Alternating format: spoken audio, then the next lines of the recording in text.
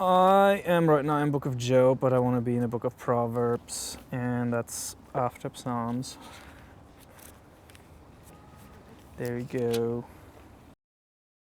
I think in some ways the Book of Proverbs seems like an unlovable book because it says things like, wise children please their parents and on in that kind of vein of sort of oriental wisdom that sometimes seems a little truistic. Wisdom is not that you're intellectually smart or that you are well educated. It is more that you have certain life skills, that you make good life decisions. And so this book of Proverbs then is sort of like a guidebook that you can buy in a bookstore of how to do things or how to live, basically.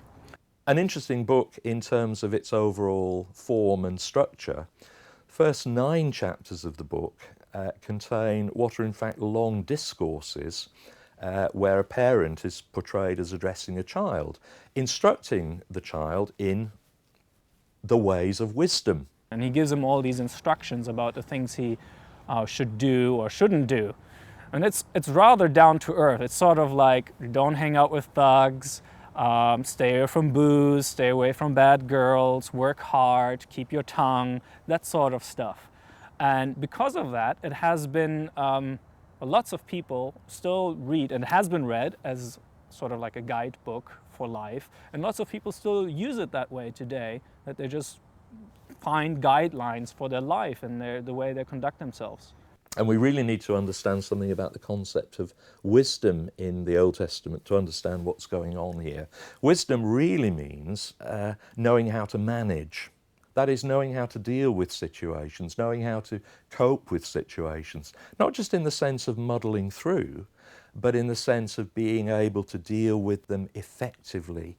But there's one particular part, Proverbs 2, where wisdom is described as a woman, and she's personified, and partially because the word wisdom in Hebrew, chokhmah, is also female. It has these seriously wonderful bits where wisdom isn't just something abstract, but wisdom is a personified female figure.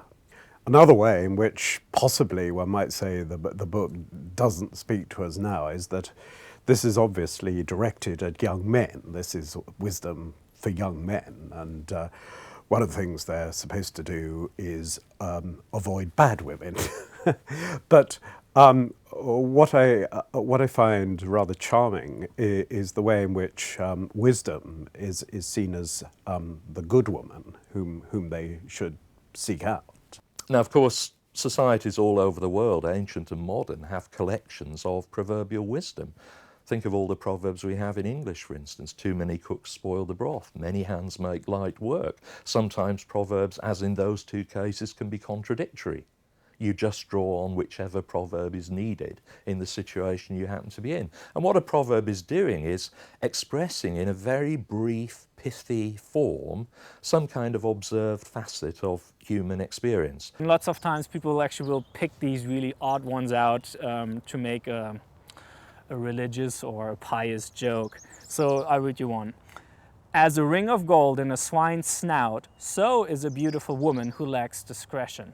It's saying that, beauty is one thing, but if your partner or the woman you aspire to be with can't handle herself, is not discreet in what she's doing, then that's like a pig with a gold ring in your snout.